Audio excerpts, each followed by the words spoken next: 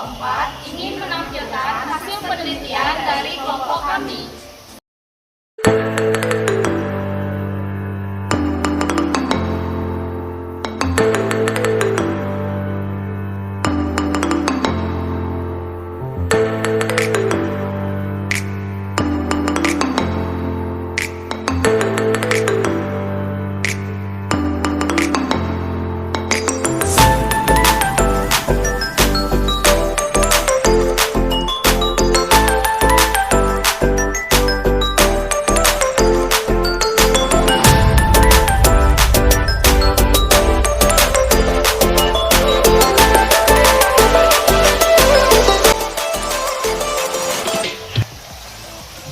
Perkenalkan, nama saya Andi Putri Linda Kristina, absen 2 dengan NIM 201564412. Terima kasih.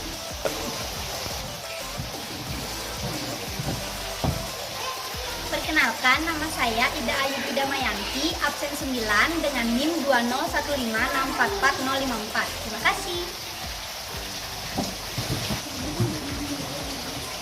Perkenalkan, nama saya Iyang Wulandari, absen 11, NIM 201564472. Terima kasih.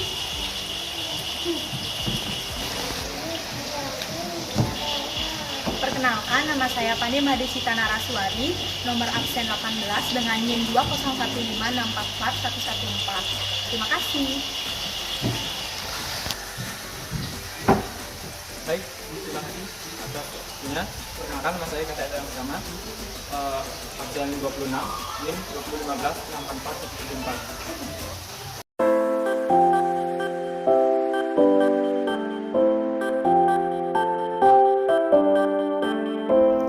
Pada saat ini, wabah COVID-19 mempengaruhi perekonomian di masyarakat, khususnya bagi pedagang kaki lima. Dari diskusi yang telah kami lakukan, kami memutuskan untuk populasi menggunakan pedagang kaki lima, dengan menguji pendapatan pedagang kaki lima sebelum dan sesudah COVID-19. Sehingga, kami menggunakan metode uji 2 sampel berpasangan. Jenis statistika yang kami gunakan yaitu statistika inferensial, karena dari populasi yang kita dapatkan, kita akan menggunakan beberapa saja untuk disajikan sampel.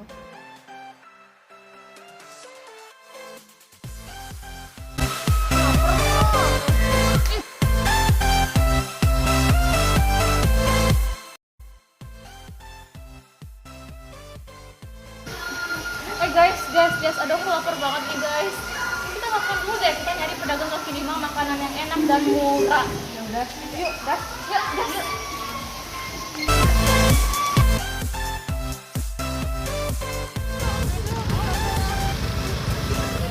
Oke guys, kita lanjut aja ke dagang kaki limanya. Kita sudah lapar banget nih guys. Ayo, jalan.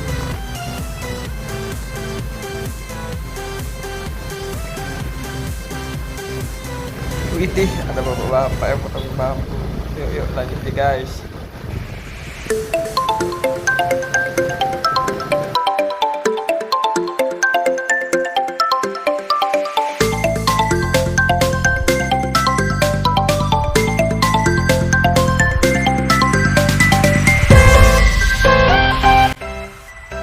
Halo Pak Sapam.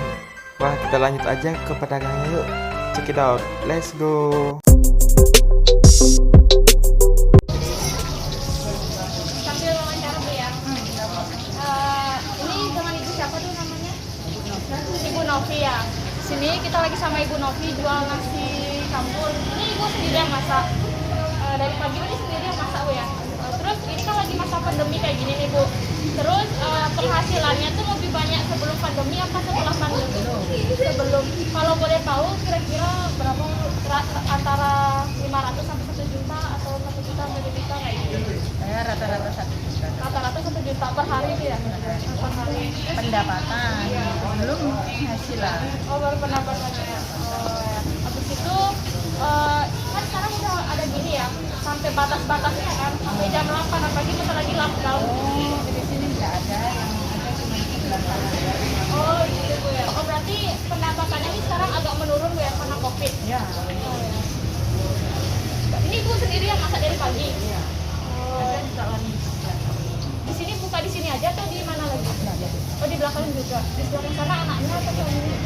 anak buah, nanti ini anak saya lagi dua. Oh gitu ya Bu. Makasih Bu ya udah diwawancara Bu ya. Makasih Bu.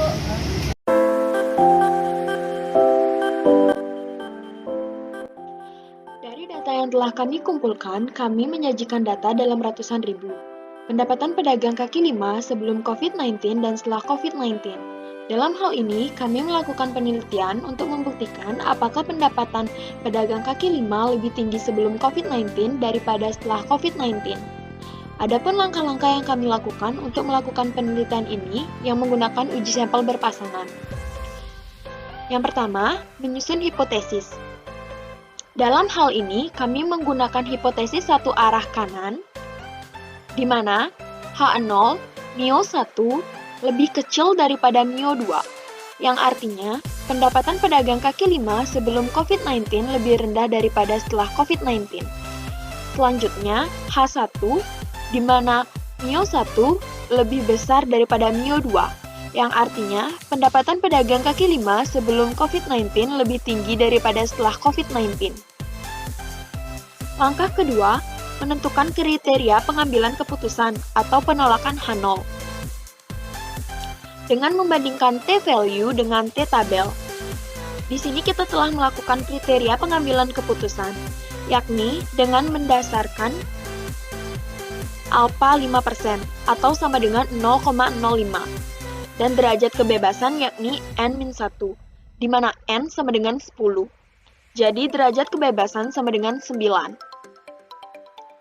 Jika T-value lebih besar dari T-tabel akan menerima H0 atau menolak H1. Dari tabel T, diperoleh perpotongan nilai tersebut menghasilkan T-value sama dengan 6,128.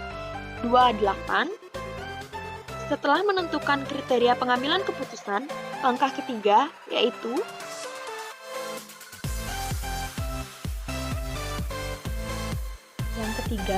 menghitung nilai statistik uji.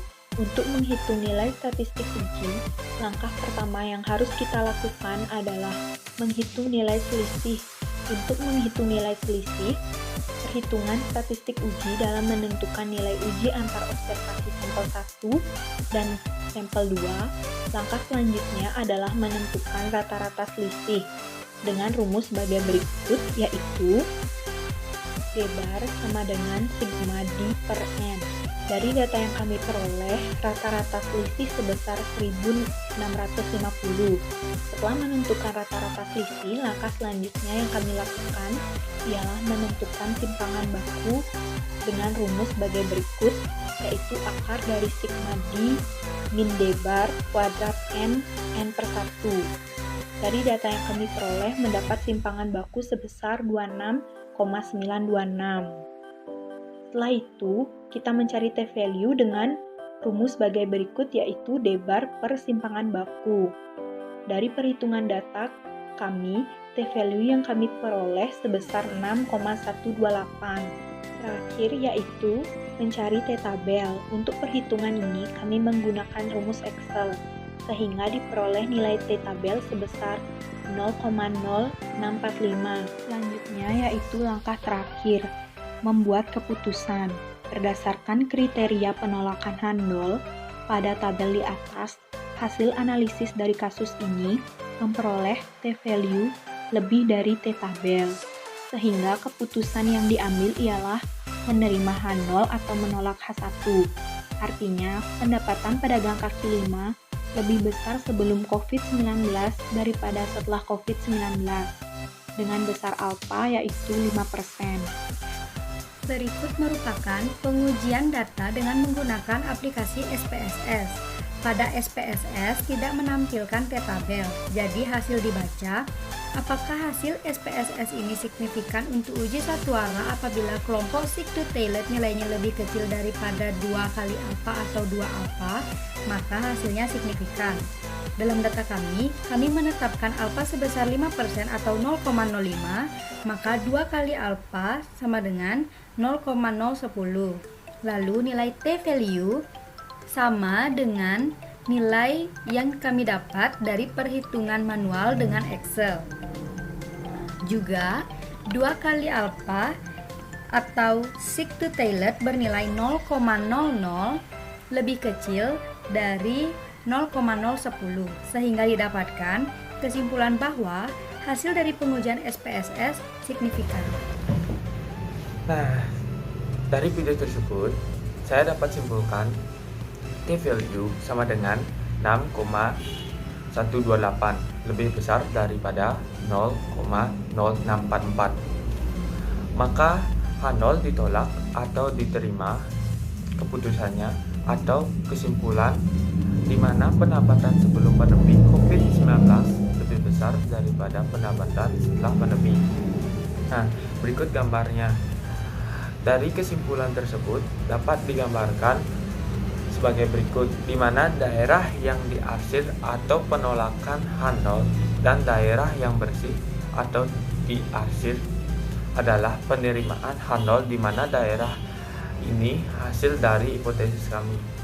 Sekian dari video kami.